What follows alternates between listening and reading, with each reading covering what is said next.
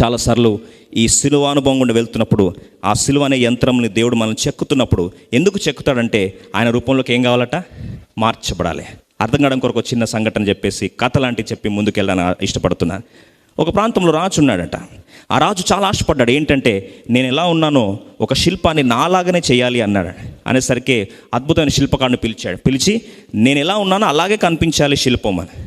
వెంటనే ఆ శిల్పకారుడు అన్నాడు, తప్పకుండా చేస్తాను రాజా, ఎంత ఖర్చైనా పర్లేదు ఇస్తానని చెప్పి రాజు డబ్బు ఇచ్చాడు. ఈ శిల్పకారుడు మంచి కొండను చూసుకున్నాడు, దాన్ని చెక్కాడు.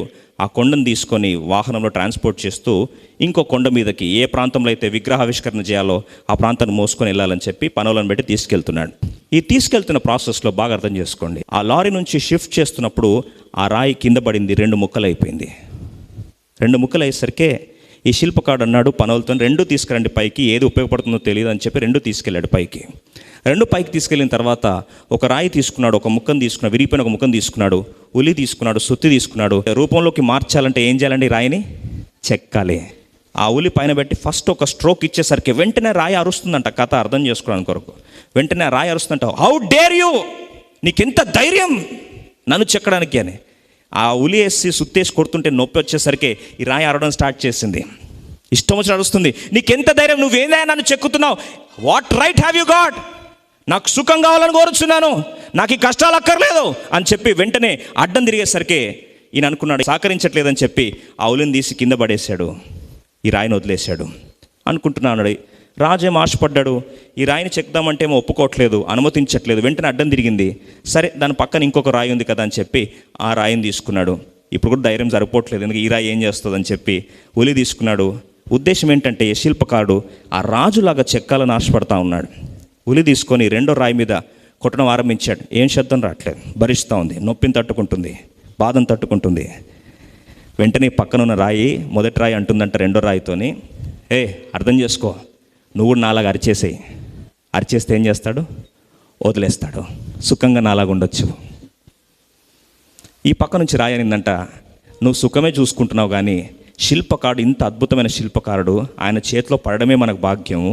ఇట్లాంటి ఆయన మనం చెక్కడం స్టార్ట్ చేస్తున్నంటే ఏ రూపం ఉందో మనకు తెలియదు, కొన్నిసార్లు చెక్కుతున్నప్పుడు బాధ అవుతుంది కదా అనేసరికి ఈ ముందు రాయి అందంట, నువ్వు అంత తిక్కలు దానివి, నాలాగా సుఖంగా కోరుకున్నట్లయితే నీకు నాని కష్టాలేవి ఉండవు, ఒక్కసారి చిన్న కాంప్రమైజ్ అరిచేసాయి, వదిలేస్తాడు, హ్యాపీగా ఉండొచ్చు లైఫ్ అంతా, ఎందుకు ఈ కష్టాలు అవసరమా, ఈ నలగొట్టబడడం అవసరమా, ఈ విరగొట్టబడడం అవసరమా అని చెప్పి ఆ మొదటి రాయి కౌన్సిలింగ్ ఇస్తుంది 2వ రాయికి.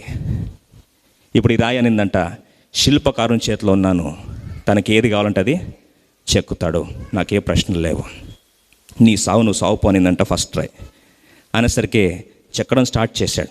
అద్భుతమైన రూపం వస్తూ ఉంది, రాజుకు ప్రతిబింబంగా మారిపోతుంది ఈ రాయి.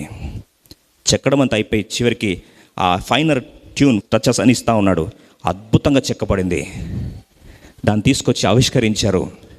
ప్రజలందరూ వచ్చి అచ్చం రాజులాగానే మహిమలో యాజ్ ఇట్ ఈస్గా కనిపిస్తుంది రాయి అని చెప్పి మంత్రముగ్ధులైపోతున్నారు. ఆ మంత్రముగ్ధులైపోతున్నప్పుడు ఆటోమేటిక్గా దైవత్వం ఉత్తిపడుతుండేసరికి వాళ్ళు చేతులు జోడించి నమస్కరిస్తూ ఉన్నారు. విగ్రహావిష్కరణ చేస్తున్నప్పుడు రాజును పిలిపించారు. అయ్యా సేమ్ నీలాగానే ఉన్న విగ్రహం ఒకసారి చెక్ చేసుకొని రాజు వచ్చి చూసేసరికి మంత్రముగ్ధుడైపోయాడు. అబ్బా నాలాగానే ఉన్నాడు, సేమ్ యాజ్ ఇట్ ఈస్ ఉంది రాయి, కేవలం కదలట్లేదు అంతేగాని సేమ్ నేను ఎలా ఉన్నాను అలాగుంది, నా మహిమ సేమ్ కనిపిస్తూ ఉంది అని ఎగ్జైట్ అయిపోతున్నాడు రాజు. వెంటనే ఆ యొక్క చెక్కిన వంతను పిలిచి అన్నాడు, అయ్యా అంత బాగుంది, ఒక చిన్న ప్రాబ్లం ఉంది అని. ఏంటి ఆ ప్రాబ్లం అని అనేసరికి అన్నాడు, రాయి శిల్పం చాలా హైట్ ఎక్కువ అయిపోయింది, మొక్కలంటే కొద్దిగా మెడను వస్తూ ఉంది, ఏమనుకోక ఏదైనా హై ఆల్టిట్యూడ్ ఏదైనా కింద ఏదైనా స్టూల్ లాంటి దాన్ని పెడితే బాగుంటుంది కదా అన్నాడంట. అనేసరికి ఈయన ఆలోచించాడు, ఏం పెడతాం స్టూలు, పక్కన చూసరికి ఫస్ట్ రాయి కనిపిస్తా ఉంది ఖాళీగా. ఆ రాయిందే చేంజ్ చేశాడండి, సిమెంట్ వేసి కట్టేశాడు. కట్టేసరికి అందరూ వస్తున్నారు, ఈ మొదటి రాయినేమో తొక్కుతున్నారు, 2వ రాయినేమో మొక్కుతున్నారు. ఇప్పుడు ఈ తొక్కబడుతున్న రాయి కోపం వచ్చిందట. ఎందుకంటే ఈ రాయిని చూస్తే 2వ రాయితో అంటుందంట, నీకెంత గర్వమే, నీకెంత అహంకారమే, అందరూ వచ్చి నిన్ను మొక్కుతున్నారు, నన్నేమో తొక్కుతున్నారు, నీకెంత ఆరోగ్యన్స్ కదా అని చెప్పి కింద నుంచి అంటా ఉంది. ఎవరు? మొదటి రాయి అంటా ఉండేసరికి 2వ రాయి అయిందంట, ఇదేమన్నా నేను చేసుకున్నదా, ఆ చెక్కుతున్నప్పుడు ఏం చేశాను, నేను గమ్మును ఒప్పుకున్నాను, ఓర్చుకున్నాను. నీకు ఓరిమి అవసరమై ఉన్నదని చెప్పి శిల్పకారుడు అన్నాడు. ఆ శిల్పకారునికి తెలుసు ఎందుకు అనుమతిస్తున్నాడో, ఎందుకు చెక్కుతున్నాడో, ఎందుకు ఆ పర్సన్ నా జీవితం అనుమతించాడో నాకు అర్థమైంది. ఎందుకంటే ఆయన నాకంటే మహాజ్ఞాని. ఏ రూపాన్ని చెక్కాలనుకుంటున్నాడు నా జీవితంలో ఏం చేస్తాడు? చెక్కుతున్నాడు. కాబట్టి ఆయన సార్వభౌమాధికారం నేను ఒప్పుకున్నాను, తల వంచాను అంతే. నేను సైలెంట్గా ఉన్నాను. నువ్వు నాకేదో పెద్ద కౌన్సిలింగ్ క్లాస్ ఇచ్చావు ఆ టైంలో. ఇప్పుడు ఏమైంది? చివరికి నువ్వు ఒప్పుకోలేదు, చెక్కబడ్డానికి నువ్వు అనుమతించలేదు. ఇప్పుడు నిన్ను తొక్కుతున్నారు, నన్ను మొక్కుతున్నారు. ఆలోచిస్తే ఒకరోజు మహిమలో ఇదే జరగబోతుంది. ఈరోజు క్రైస్తవ్యం సుఖాన్ని కోరుకుంటున్నాం, పట్టిందల్లా బంగారం కావాలనుకుంటున్నాం, 3 పూలు 6 కాయలు కావాలనుకుంటున్నాం. కానీ సిలువను ఎత్తుకొని వెంబడించడానికి మాత్రం ఎవరు కూడా ఇష్టం లేదు. వాస్తవికంగా ప్రభు అన్న మాట ఏంటంటే, నువ్వు నా దాసుడు అయితే, నువ్వు నన్ను వెంబడించాలని కోరుతున్నట్లయితే, నువ్వు క్రైస్తవుడుగా పిలువబడాలని, నా శిష్యుడిగా పిలువడానికి ఆశ ఉంటే, నువ్వు సిలువను ఎత్తుకొని ఉపేక్షించుకో, చెక్కబడ్డానికి అనుమతించు. అందుకొరకే దేవుడు మార్చాలనుకుంటే కష్టాలు 5 నిమిషాల్లో మార్చొచ్చండి. మార్చలేడా? మనం కొన్నిసార్లు ప్రాణం చేస్తాం, నాయనా నీకు అర్థం కాదా నా బాధ, నువ్వు సార్వభౌముడు కాదా, అసాధ్యాన్ని సుసాధ్యం చేసేవాడు కాదా, ఇంతమంది ప్రార్థిస్తుంటే నా కష్టాలు తీయలేవా అని బహుశా దేవుని కౌన్సిలింగ్ ఇస్తాం మనం కూడా రాయిలాగా. ప్రభు అంటాడు, నేను వేరే ఉద్దేశం ఉంది, నేను నీ జీవితంలో నేను చెక్కుతున్నాను. ఈ చెక్కాలంటే సిలువ వాడాలి అంటే కొన్నిసార్లు శ్రమలు అనుమతించాలి. అనుమతిస్తున్నప్పుడు నువ్వు తట్టుకునే శక్తి నీకు అవసరము. అందుకొరకే నా కృప నీకు ఇస్తున్నానని ప్రభు అంటున్నాడు. ఈరోజు సమస్య ఏంటంటే, మన ప్రార్థన మనల్ని అన్నీ కూడా కష్టాలు తీసే ప్రభు అనే ప్రార్థిస్తున్నాం. కానీ ప్రభు ఈ శ్రమల ద్వారా నువ్వు ఏ రూపాన్ని నాలో ఆశిస్తున్నావో ఆ రూపంలోకి నన్ను మార్చుకో ప్రభు అని మనం చేసామండి ప్రార్థన. అలా చేస్తే ఎంత బాగుండో. దేవుని ఉద్దేశం నెరవేరుతుంది మన జీవితాల్లో. అందుకొరకే ఇప్పుడు అన్యులు సుఖాన్ని కోరుకుంటున్నారు, అన్యులు కష్టాలు వద్దనుకుంటున్నారు. ఇప్పుడు దేవుని బిడ్డలుగా తన రూపంలోకి మార్చబడాలని అంత అత్యద్భుతమైన ఆశ, ఉద్దేశం దేవుడు మన జీవితం కలిగినప్పుడు మనం కూడా సుఖాన్ని కోరుకుంటే మనకు వాళ్ళకి ఏమైనా తేడా ఉందండి? మహిమ నుంచి అధిక మహిమలోకి ప్రయాణించే యాత్రలో కొన్నిసార్లు శ్రమానుభవం గుండా ప్రభు ఏం చేస్తాడు? తీసుకెళ్తాడు. ప్రియ సోదరి సోదరుడా, నీ ఆర్థిక జీవితంలో, నీ యొక్క కుటుంబ జీవితంలో కొన్నిసార్లు అగ్నిగుండం లాంటి కొలిమిగుండం వెళ్తున్నప్పుడు చల్లారిపోయినావా? ఈరోజు ప్రభు నీతో మాట్లాడుతున్నాడు. మహాశిల్పకారుడు నిన్ను చెక్కుతున్నాడు. చెక్కుతున్నప్పుడు ఆయన సార్వభౌమ అధికారానికి శిరస్సు వంచుదాం, తన చిత్తానికి తల వంచుదాం. ప్రభు మహిమార్థమై మహిమ నుండి అధిక మహిమ వెళ్ళటకు ఇష్టపడదాం. ఒకరోజు మహిమ ప్రత్యక్షతలో, ఆ యొక్క రూపాంతరపు అనుభవంలో యేసు ప్రభు యొక్క మహిమను మనలో ప్రతిబింబజేస్తున్నప్పుడు, ఆయనను పోలి మనం ఉన్నప్పుడు ఆ సంతోషం తండ్రికి ఎలా ఉండొచ్చండి? చిన్న ఉదాహరణ మీకు చెప్పి ముందుకు వెళ్దాన్ని ఆశపడతా ఉన్నాను. మనందరికీ బాగా పరిచయం. పరిశుద్ధాత్మ దేవుడు ఇప్పుడు మహిమ నుండి అధిక మహిమ ఈ యొక్క పరిచర్యను ఒక వ్యక్తిలో చేస్తున్నప్పుడు, ఆయన రూపంలోకి మార్చబడితే ఆ తండ్రికి ఎంత సంతోషం ఉంటుందో తెలుసా? ఒక్కసారి రండి చూద్దాం. అపోస్తుల కార్యం 7వ అధ్యాయం 55వ వచనం. మొట్టమొదటి హత్సాక్షి తన అంటున్న మాట ఏంటంటే, he's the first elder of the church. అట్లాంటి వ్యక్తిని రాళ్ళతో కొడుతూ ఉన్నారు.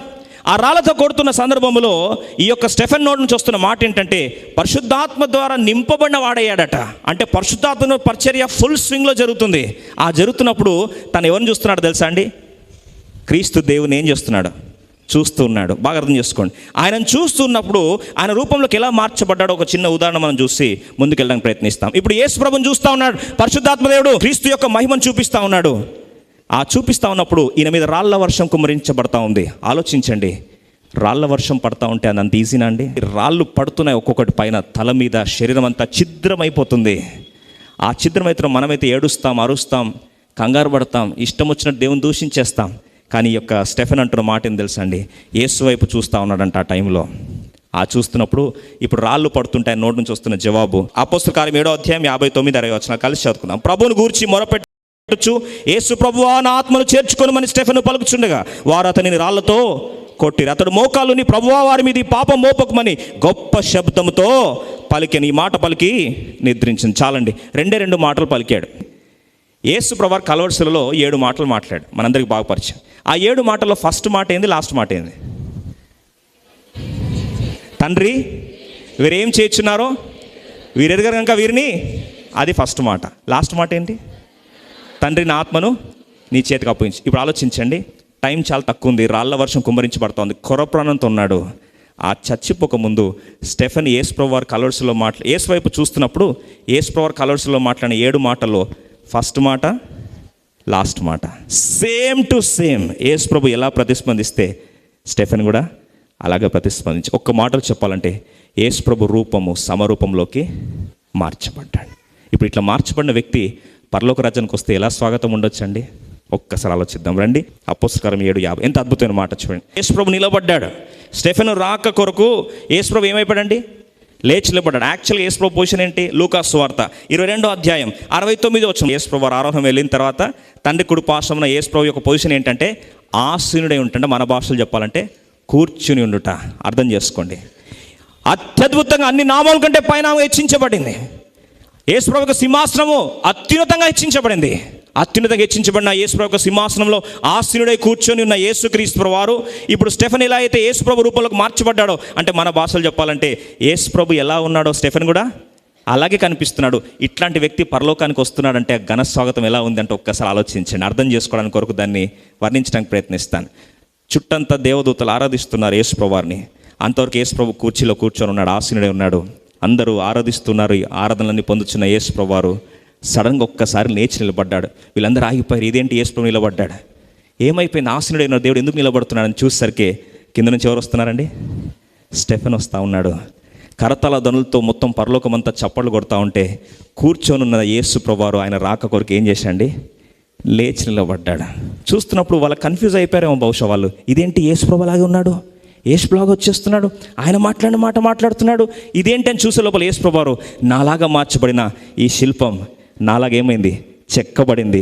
ఇప్పుడు ఏం చేస్తున్నాను నేను? ఘన స్వాగతం ఇచ్చి నేనే కూర్చోలేకపోతున్నానయ్యా అని చెప్పి ఏం చేశాడండి?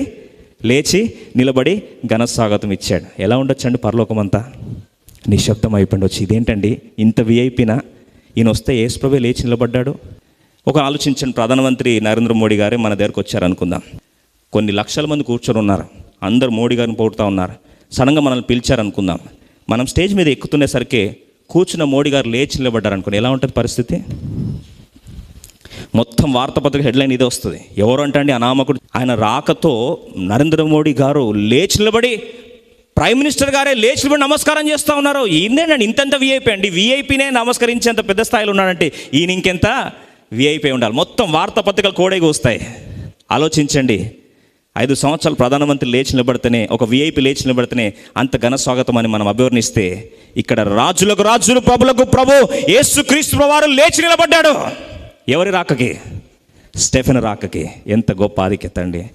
రేపు మనం యాత్ర ముగించినప్పుడు కార్యారంభం కంటే కార్యాంతం ఎలా ఉండాలి? శ్రేష్టంగా ఉండాలి. మన యాత్ర ముగించి వెళ్తున్నప్పుడు తండ్రి అయిన దేవుడు యేసుక్రీస్తు వారు లేచి నిలబడి, రా బల నమ్మకం మంచి దాసు, నా రూపంలో చెక్కబడ్డావు. నువ్వు భయంకరమైన శ్రమలు అనుభవిస్తున్నప్పుడు కూడా ఒక్కసారి కూడా నోరు తెరవలేదు. అనుమతించిన దానికి నువ్వు శిరస్సు వంచి తల వంచావు. నా సింహాసనం మీద కూర్చోలేకపోతున్నాను ప్రతిస్పందిస్తే ఎంత బాగుండు.